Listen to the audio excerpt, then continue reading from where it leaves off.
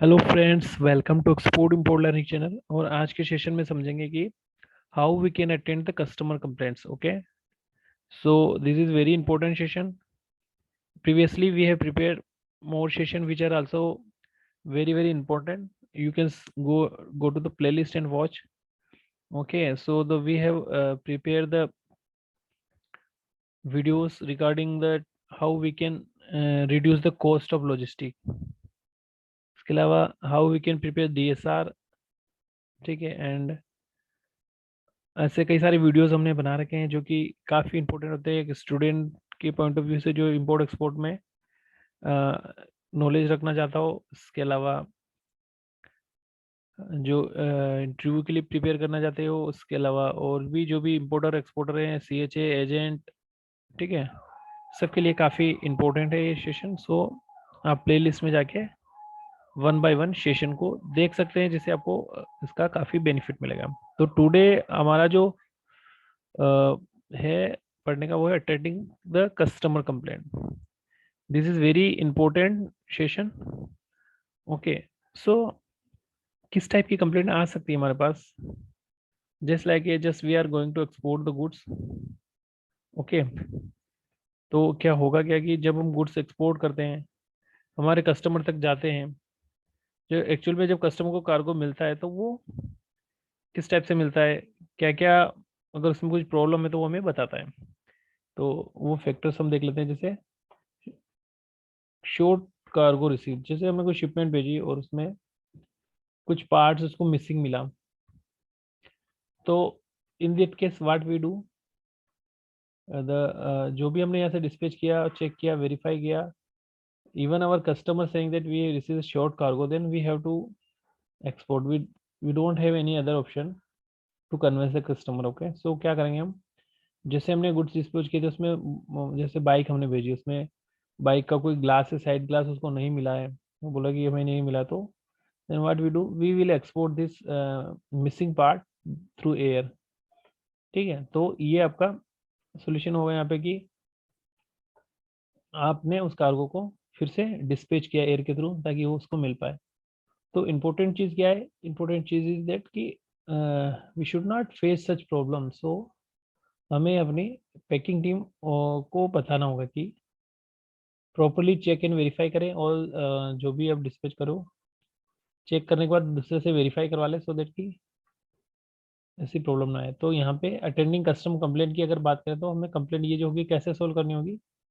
We will inform to the customer, क्योंकि customer आपको email करेगा, तो कंप्लेंट कर रहा है ईमेल में, तो वो कैसे सोल्व करनी है? वो हम उसको रिप्लाई करेंगे कि whatever short material you received, please share the pics and other requirement detail, like है पार्ट्स नेम क्या था, जो नहीं मिला आपको वो डिटेल आप मेल पे लिख दीजिए। ओके, देन जैसे ही वो हमें भेजता है, तो फिर हम we will share this to the packing team. Packing team will confirm, okay, then dispatch it. Okay, now tracking की बात करें, तो customer can ask us what is the shipment status. Okay, क्योंकि कस्टमर को अगर कोई अर्जेंट शिपमेंट है, तो they will email send email and ask where is the shipment, at what date you have dispatched, okay, and what date the shipment arrival our port। So this is very important कि हम अपने customer को accurate जानकारी दें tracking of the shipment. Pre alert की बात करें, तो जैसे ही कार्गो हम यहाँ से डिस्पैच करेंगे, we will send the document of the pre alerts, like commercial invoice, bill of lading, insurance certificate of origin, packing list, bill of lading or air bill, in case of air we use air bill। So this document we will send as a pre alert, so that ki our importer will prepare and for the import। okay, so pre alerts document हम भेजेंगे। इसके अलावा अगर हम बात करते हैं FTA and CO की, तो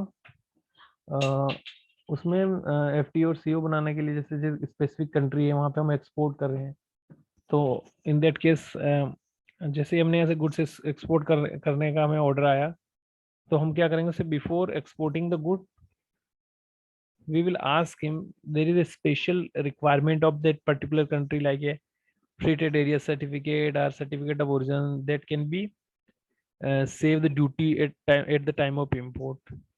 So preferential certificate of origin, whatever their requirement, हम उससे पहले से ही एज ए कस्टमर सर्विस हम उसको पूछ लेंगे कि आपके यहाँ पे कौन कौन सा सर्टिफिकेट चाहिए for the formality of the import. तो इससे क्या बेनिफिट होगा कि जब हम उस गुड्स को एक्सपोर्ट करेंगे एक्चुअली, तो उस हमारे कस्टमर को ये प्रॉब्लम नहीं आएगी कि वो ड्यूटी सेव करने के लिए वहाँ पे होल्ड करे, ठीक है। उसकी ड्यूटी बच जाएगी अगर वहाँ का फ्री ट्रेड एरिया में आता है, तो वो आपका ड्यूटी सेव हो जाएगी। तो इसमें यही बेनिफिट रहता है कि उसको हमारे शिपमेंट का स्टेटस और पूरी क्वेरी और जैसे पूरे जो भी शिपमेंट कहाँ है क्या है ये सारा हमें उसको बताना होता है। और डिस्पैच करने से पहले हमें पूरी इंफॉर्मेशन लेनी होती है कि any specific requirement in import, then let me know so that we can send the particular documents. Now solve the query. If customer asks any question regarding export goods, then we need to solve the problem. Just like a customer have any query, a general information query, then we explain regarding the product or all the things. They're just like a how can I operate this product, because that as a exporter we should aware with all the feature of the product, and we have to explain if our customer is asking. तो यहाँ पे query की बात करें तो किसी भी प्रकार की क्वेरी हो सकती है, product related, service related and feature related. So we have to explain it. If we are not able to explain the that, then we connect the person who is aware the things belong to the such things. Okay. इसके अलावा बात करें understanding requirement, हमें customer की requirement को समझना होता है। कस्टमर हमें ऑर्डर देता है और बोलता है कि भाई हमें 1 महीने के अंदर कार्गो चाहिए, तो we have to understand that what actual requirement the customer, और इसके बेस पे हमें करना है कि हम वी विल ट्राई दैट कि we are just export the good from here, जल्द से जल्द भेजेंगे इस प्रकार से। तो हमें उसकी एक्चुअल रिक्वायरमेंट को अंडरस्टैंड करना है और अटेंटिव होना। अटेंटिव मीन्स कि always be ready to solve the query of the customer. Okay, तो अटेंटिव होना है हमें।